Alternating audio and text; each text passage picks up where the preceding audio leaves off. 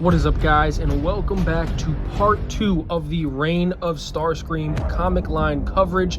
If you did not see the first part, I will link it right here, or go check it out on my channel, and I would strongly advise you watch that first. But without wasting any time, let's get right into it. After leaving off with Starscream and revealing that he's been commissioning the recreation of a brand new Allspark, still not really sure how that's going to work yet, we pick up with him a Quartex later, and Starscream is thinking to himself he's confused why some on Cybertron still oppose him. He has commandeered a little faction of Decepticons, some of which stayed on Cybertron, and others which, mainly Thundercracker, were stationed on a moon closer to Earth awaiting Starscream with the Nemesis and other space bridge technology so he could go back to Cybertron. Now, of course, we know what happened at the end of Transformers 2007, but it's interesting to see here as Starscream reflects on a lot of those events, and he thinks back to how Megatron and Optimus Prime are pretty much two sides of the same coin, or at least in Starscream's eyes they are. And Optimus is a hypocrite with his tactics of blind loyalty and honor, and Megatron simply ruled by fear. But Starscream is sitting here thinking, I can combine the best of both worlds and I will be better because I am better. And whoever was writing this comic line, it's really awesome to see not only this perspective of Bay versus Starscream, but it's awesome to see that he does have classic Starscream mentality and tendencies with the way that he views the world. It is soon after this scene we get a really cool scene where we learn that there was actually another Decepticon on Earth who was assisting the humans named Wreckage, who Starscream refers to as a traitorous worm. He says, no wonder they knew so much about us. You've told them everything. Megatron, you, how many more betrayed our cause? So that's kind of funny there, how Megatron is considered a traitor in Starscream's eyes. It is then when Dreadwing comes into the room, alerting Starscream that the construction of the cube has been finished, to which Starscream asks him who knows of it, and he replies, you, me, Stockade, and the unlucky workers who built it. We then cut to those unlucky workers with Ramjet and Stockade giving them shit pretty much as they're about to activate the cube. And you have the Autobots who've been pretty much being used as worker slaves, begging for their lives. And Elita 1 is among these Autobots here, and they're pretty much saying, please let us go. We finished what we've done here. But Ramjet threatens him with a gun and says, no, you have no idea how important to us all of you are. The Autobot Signal Flare tells his comrade that he needs to keep trying to transmit out of there to try to get them some help, but the Decepticons are blocking it, so they cannot. And it is then when we see Dreadwing, Starscream, and Thundercracker arrive to the scene. Starscream lands and yells out, where is payload? He was to have the generator here already, and Dreadwing replies he's on his way. Then we get a really cool sequence as that Autobot from just a second ago, Solar Flare, yells out to Starscream, Starscream, please let us go, I beg of you. And Starscream absolutely snaps, and we get to see that piece of shit evil Starscream that he is deep down, even though he's trying to portray himself as this smart, altruistic, positive leader that's trying to help everyone. He snaps immediately, saying, you will call me Lord Starscream or you will never speak again. And then Elita, being smart, I like this from her perspective, she pretty much starts popping his feathers and pretty much says what she thinks he wants to hear, trying to appeal towards his ego once again, trying to free them in a smarter way. But it absolutely does nothing because she mentions honor, and that absolutely sets him off because he then talks about how Optimus Prime had no honor when he sent the Allspark into space and his crew to their deaths. After this, we get some really cool, more of those moments of Starscream kind of thinking to himself, where he's kind of questioning himself and he's getting anxious. He says that to himself, but then he says, I'm getting more and more focused, more and more obsessed. And he begins to wonder if he had become overcome with his own greed, had he become just like Prime, just like Megatron. And this is done in the sequence of him a little bit more time later, flanked with his top Decepticons, as he's going out to this platform for the cube to speak to all the Cybertronians. And while this has been happening, you have RC, who made her way back to Cybertron. She was the only Autobot who was in the previous encounter on the moon with Thundercracker and Starscream, and all the other Autobots got killed. RC was almost killed, but she barely made it, and she followed Starscream and Thundercracker back to Cybertron, met up with a couple more Autobots in some old derelict locations, Crosshair chief among them. Now, of course, this was way before Age of Extinction, and Crosshair looks and acts completely different in this, but I actually do prefer Age of Extinction Crosshair, but different Crosshair in this one. And RC meets up with him and a couple other Autobots, and they pretty much established that Elita and some of the other ones had been captured and they were forced to be working on this cube. And while the main Starscream story is going on, we pretty much see them closing in on this location. And in the very next page, we see RC and the Autobots as they react and see exactly what Starscream's plans were for this newly reconstructed Allspark. And as Starscream comes out to this stage and this massive crowd before him, he unveils his absolutely diabolical plan, which is the fact that he strapped the Autobot slave workers to the Allspark. And his intentions are to use their combined sparks to power the cube and recreate an Allspark. And that is how the second issue here ends, and it is an absolutely insane full-page panel where we see all of the Decepticon minions and drones working below Starscream as Starscream stands there with his arms in the air triumphantly before his abomination with this giant Allspark recreation with these Autobots strapped to it like they're crucified. It is absolutely insane. And Starscream stands there taking it in, and he is dumbfounded. He says he stands there they stand there before me in awe, not in fear as Megatron would have them, and not in ill-advised allegiance as Prime would ask of them. Regardless of loyalty to Decepticon or Autobot causes, they shall soon join with me, a new leader for a new Cybertron. So he is completely deluded to his ways at this point. He comes and speaks in front of them. I, Lord Starscream, come to you with a gift, the gift of life, for you and for Cybertron. The so-called leaders who nearly destroyed our planet with their greed and lust for power have met their fates on a planet far from ours. And while some of us went after them, my mission was that of recovery, to take back the Allspark and return it to our planet while they fought for it across the stars. As the result of their hunger, the Allspark was lost, and the Decepticons that abandoned you after our initial departure, where are they now? Those that were in command when I left, where are they? Not here, that's for certain, but I have returned. The new era of Cybertron is upon us. I have brought you the foundation to rebuild our planet. All I ask of you is that you swear allegiance to me and to our cause. So who's with me? And the Decepticons absolutely erupt in triumph, and Starscream has begun to win over this crowd. He continues by saying, and gesturing to the Autobots strapped to the cube, these 5 war criminals, disciples of Megatron and Prime's ideologies, will give their sparks so that we can prosper. I promised you swift retribution, and now you shall have it. And Elita, listening to all of this, is reacting and rightfully screams out at him, you can't be serious, let us go and we'll help each other, they'll never follow you. And Starscream retorts, silence, take comfort in the fact that your last actions will have saved so many lives, or saved so many of us. That is what you deserve. And she yells back at him, you're insane. And he stares back with this awesomely drawn panel of his glowing red eyes.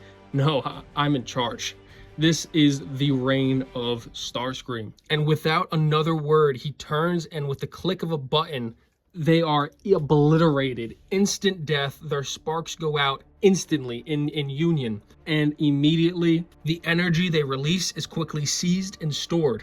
Starscream says, now let their sacrifices serve as the catalyst for our new world. I give you Cybertron. And it works. I could not believe it either as I was reading this page. But the cube activates. Success, Starscream thinks. I've done it.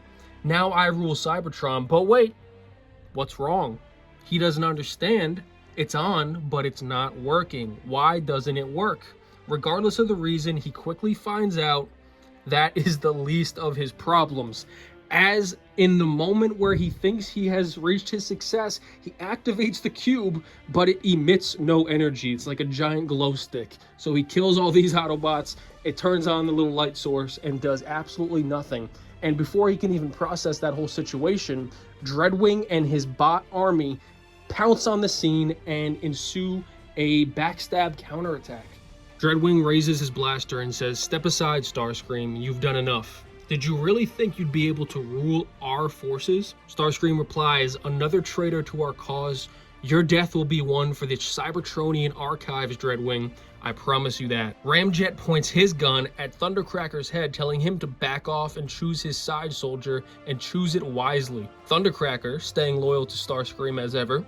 "You too?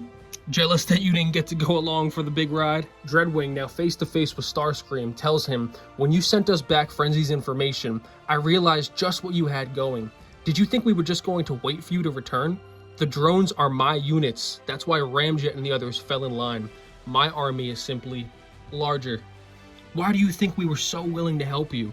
And to think you never thought I was good enough to be on your team?" Starscream yells back, "Your typical dilettante way of logic. You act like the leader, but you'll never be one.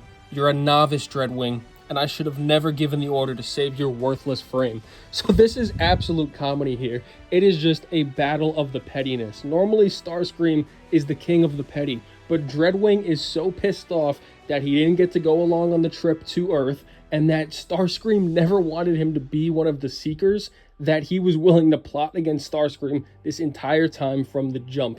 So it is pretty funny, but it is a battle of the petty. While this dialogue between the Decepticons is happening, RC has been watching along from the ridge, and she has absolutely had enough, taking a single sniper shot and blowing up the newly erected Allspark, sending a massive energy blast off, ricocheting all the Autobots, Decepticons, and everybody around the Allspark into the air. Starscream, Thundercracker, and those few Decepticons still loyal to Starscream begin fighting off Dreadwing, Ramjet, and their drone army, and Thundercracker notices that Dreadwing is escaping and Starscream has had enough, yelling out, "This ends now."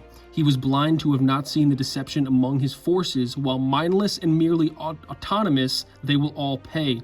The cube's power clouded his logic, just as it did Megatron's. This time, I have failed myself. So Starscream with some self-awareness here. But again, Thundercracker calls out that Dreadwing is escaping, and Starscream says, "Leave him to me." Heading towards Dreadwing to pursue him out of the battle, Starscream thinks to himself how three forces are determined to destroy one another. With the cube gone, we are plunged back into chaos. The rage within me floods my circuits. Dreadwing will be punished, even if it is the last thing I process. So Starscream is committed at this point. He's like, I don't give a damn if I die. I am taking this guy down with me.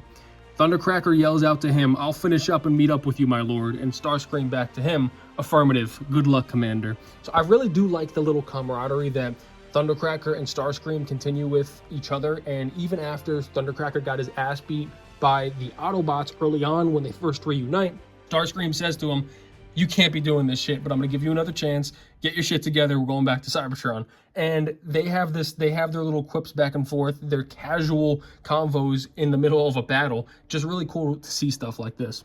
But Starscream takes off after Dreadwing. He says, "Enemies are one thing, traitors are another." Starscream takes out another few of Dreadwing's forces as he continues to pursue him, much to Dreadwing's surprise. Starscream yells out, "You might want to clear Dive Bomb's frame from your hull." It makes a fine incendiary device.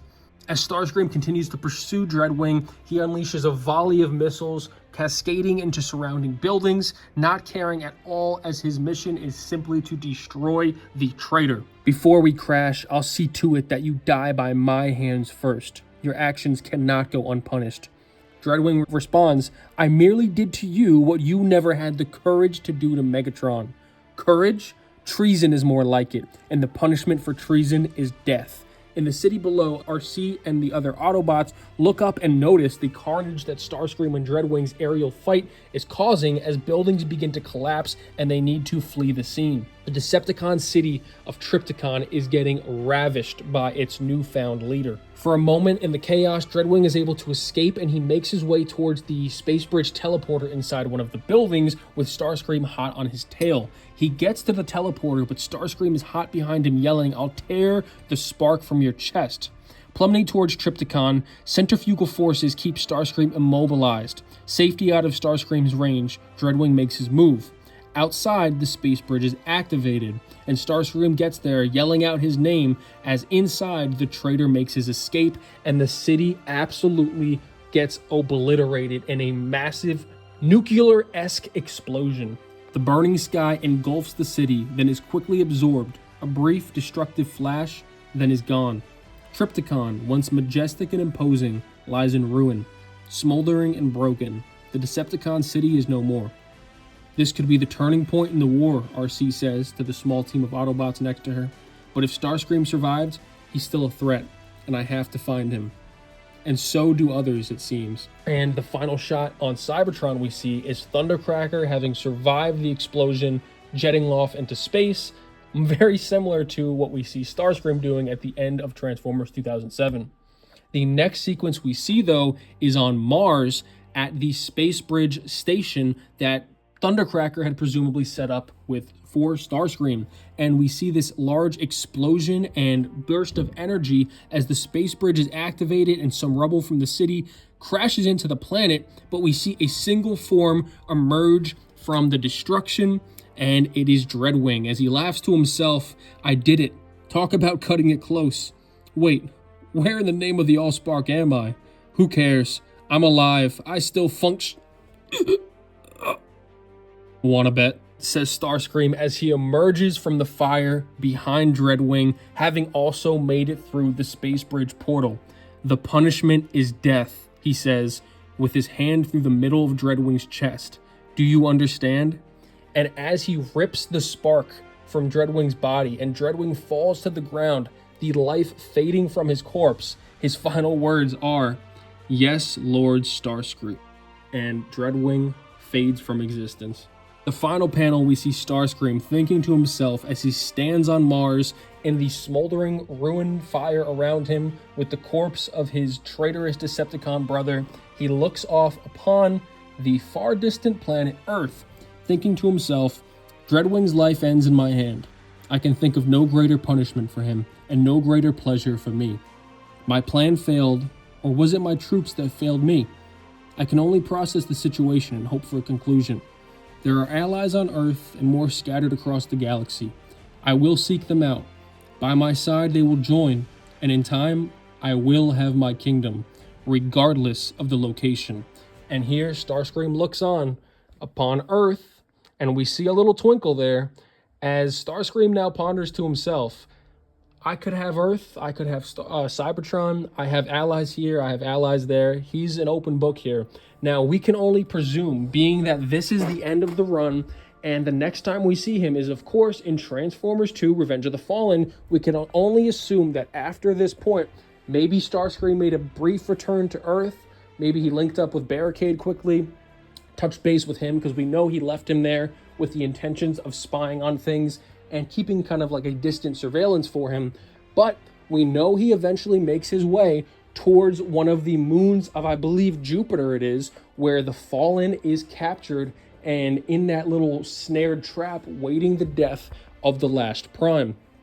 So the question is, where does Starscream go from here? Does he go right to the Fallen? Does he go back to Cybertron? One thing is for sure, I loved getting to read this comic run, and it was a bunch of really cool insight on the character of Starscream, and I think it not only enhanced the Bayverse Starscream, but it made a number of key connections that made him feel more like the classic Starscream character that we all know and love.